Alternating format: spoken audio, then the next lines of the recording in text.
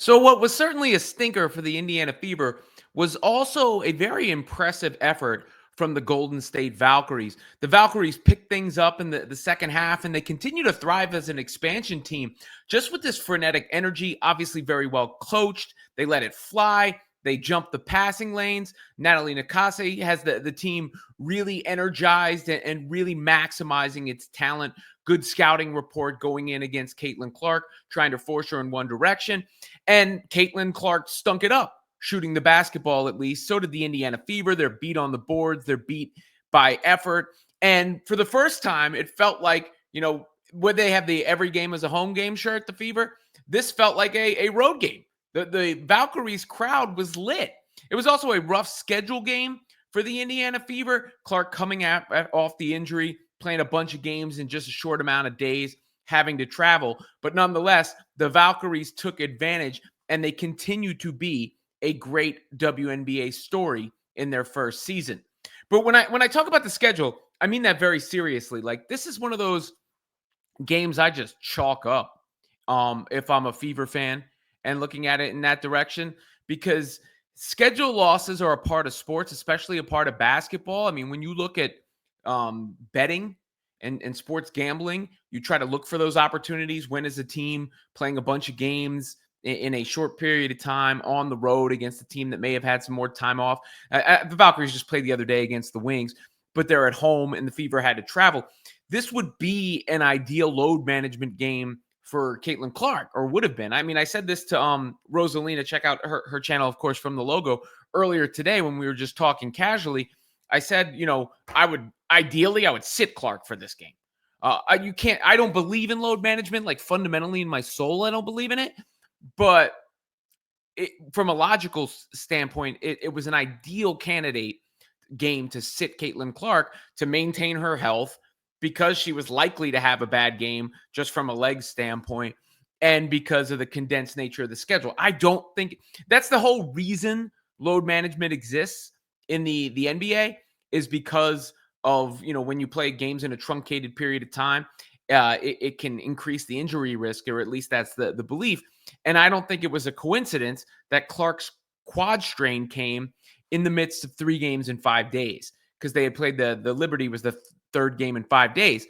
And in this one, come back on a Saturday, play on a Tuesday, then travel to play on a Thursday before playing on a Sunday, versus you could have just, chalked up the loss and or lived with the results, I guess I would say, and gotten the rest until Sunday. Not saying they should have done that per se, but that's what I was legitimately thinking going into the game, not retroactively after seeing what took place in the game. And, shooting is a part of having legs. Clearly, Caitlin Clark did not have her legs in this one of the worst games of her pro career. Certainly struggled. She played very well in the first half, I thought. She was finding her teammates and getting players involved and making things happen. And the Fever actually got out to a fairly sizable lead. Then things fell apart, and she certainly couldn't throw a rock in the ocean in this game. A little careless with the basketball. The entire Fever team was a little careless with the basketball in this game. The Valkyries, again, swarming the passing lanes, getting out there into the passing lanes, reading what the Fever wanted to do.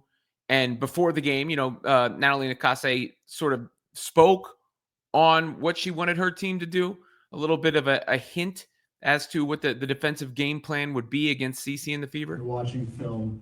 What is your message to your team about slowing her down? Yeah, I mean, obviously you got to pick her up higher. She shoots from the logo, so you can't pick her up at the logo, just because, again, that's a super comfortable shot. It's almost like a layup to her. There's her going to her left. So we just got to be aware. And it's just not about just an individual matchup. It's going to be a team effort because they play so fast. So we're going to be in constant communication, picking her up, whoever's closest. And then, obviously, physicality. Like, you put some physicality on her, both her and even Kelsey Mitchell. We can't ignore, what type of elite shooter she is as well. So it's going to be a team effort tonight. Hey, Natalie, this is a game that... So there you have some of what was said before the game from Nakase about how the team would guard Caitlin Clark. And certainly they did a good job in doing so, right? Need to get her going to the left, I think she added in that clip as well, which gets to goes to she likes to Clark likes to drive to her right and fade to her left on the threes. So those are some of the scouting report matchups you would see against CC. And look, the Valkyries did it. Credit to them. I mean, that's the first thing you got to do is credit Golden State for the way that they played in this game. As far as the Fever, there's a couple things to note. They continue to get beat on the boards. That's been a problem. Dewana Bonner, I don't know what's going on with Dewana Bonner. Obviously, hope the best for her personally, but this is an issue or in a time when she could be missed because she is so tall. She gets in there and can rebound, really fight and help defensively. So that's a noteworthy absence in a game like this. And then there's head coach Stephanie White. I know everybody wanted to jump and coronate Austin Kelly after the first time he stepped in when Stephanie White was out, but the team also missing its head coach for this game. Of course, hope the best for Stephanie White and her family as well. I don't know for a fact, but my assumption would be this had something to do with the previous issue. Stephanie White never came out and said it, but Lisa Salters, her longtime partner's mother, very ill, according to Mike Breen on the NBA Finals broadcast back in Game 2. And it would stand to reason that was the connection. So obviously you hope the best for their family. But I believe Stephanie White is expected back for that game against the Las Vegas Aces on Sunday. And I think the Fever are going to run the Aces out of the building. I really do. They only have a couple days off before that game, but obviously not that much travel from the Bay Area to Las Vegas. That's a little bit easier in getting and getting the turnaround to go. But salute to the Valkyries and their crowd. And, the Fever, you can call it excuses. I call it reasons. That's what I don't really look at this and have much of a takeaway. I don't, it doesn't change how I feel about the Indiana Fever, who, by the way, are still sitting right behind the Atlanta Dream in net rating, fourth in the league in net rating on the season. We'll see how this game adjusts those numbers. But right there, and that's with Caitlin Clark missing 5 games.